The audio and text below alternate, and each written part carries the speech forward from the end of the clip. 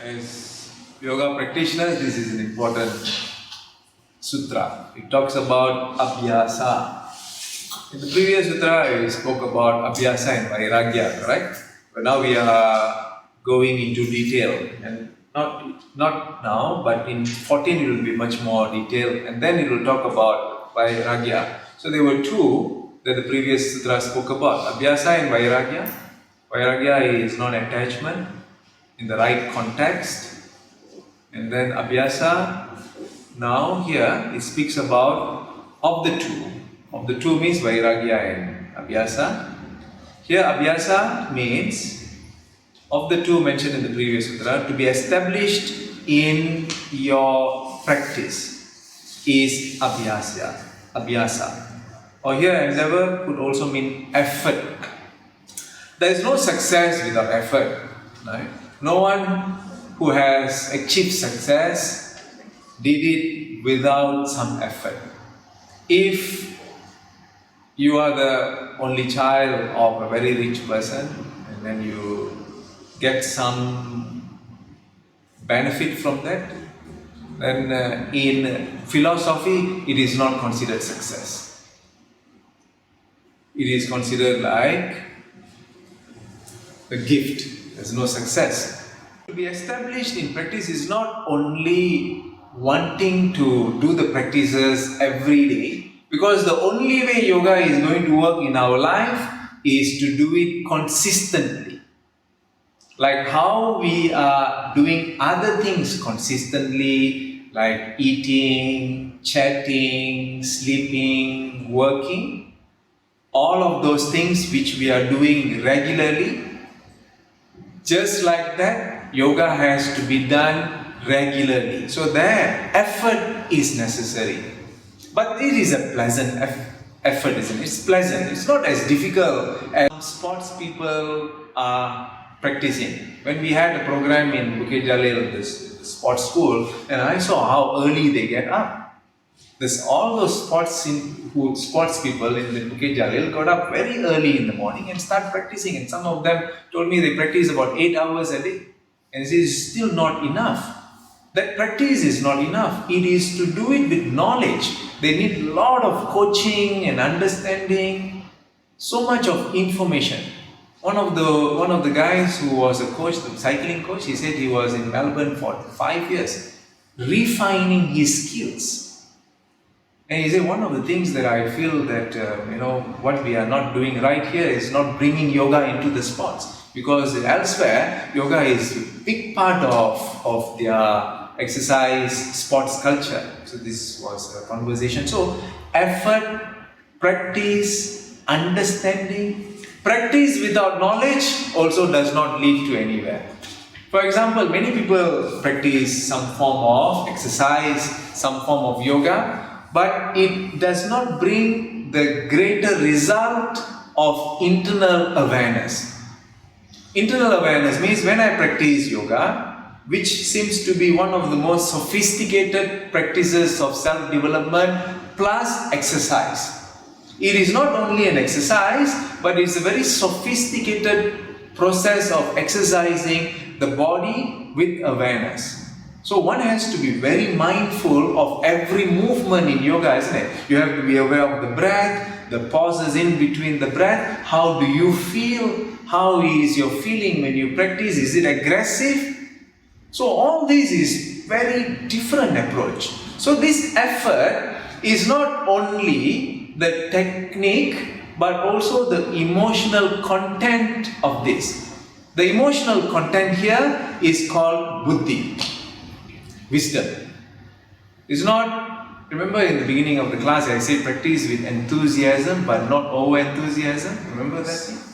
So that balancing is called buddhi or wisdom.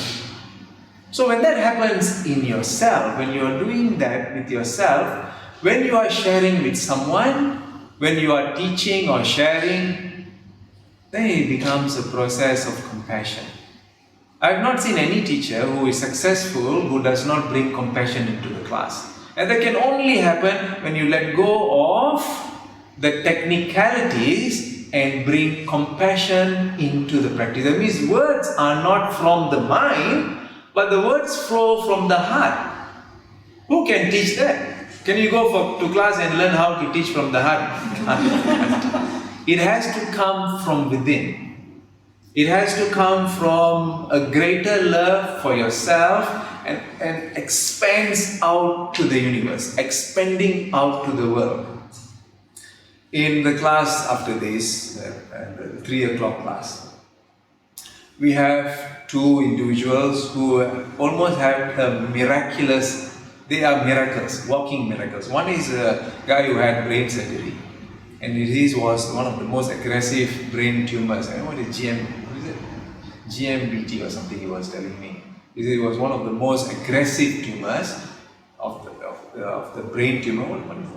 GMT, glioplasty or something, I can't remember. But he told me that was the case, and he was given 3 to 6 months to live, and it's now almost 1 year. And it has cleared, and the MRI, whatever, doesn't show any trace of that anymore after the surgery. So he says it's because of yoga, and doctor said, I think this is God's work. So that kind of individuals. Another one is a kidney patient who came for yoga therapy, and in undergoing dialysis, and after yoga and kriya, he is almost back to normal. Almost back to normal, and then the doctor was scratching his head saying that it's impossible how this can happen. It's almost back to normal. So they are in my class. And the thing is, after their yoga therapy, I forced them to come to Kriya. I forced them. If I took money from them, then you would better not come to my class anymore, because this is taking advantage of someone who is having problems. If this is how the character, if my character is like this, it's better not to learn from me. You understand what I'm saying? So I told them to come, and please, I told them, no, we don't want any money. I'm not telling you this because I don't tell anyone about many of these things. But as part of the teaching, I want you to learn not only the asanas and the pranayama and shaking the head here, but also to learn the concepts, the feelings that we put into the class, that the feelings that come with teaching, the compassion and love. This is what I'm talking about, compassion and love. So if I told them, if I had asked them any money, then I'm not the right person to teach. But you pay. You're working, okay. You're working, you don't have problems, you pay, that is part of your dharma. But if I had asked, then I am not a suitable person to even talk about this. So like this, over a period of time, we had done this. We have done some sharing of compassion to those whom we feel are not able to. And they felt quite bad that I'm not asking myself, this is the right way. Who can teach this? You have to go for a course on who to pay, not to pay, who to ask money. No, it has to come from the heart. Are we clear about this process of yoga? Eventually has to evolve and blossom from your heart.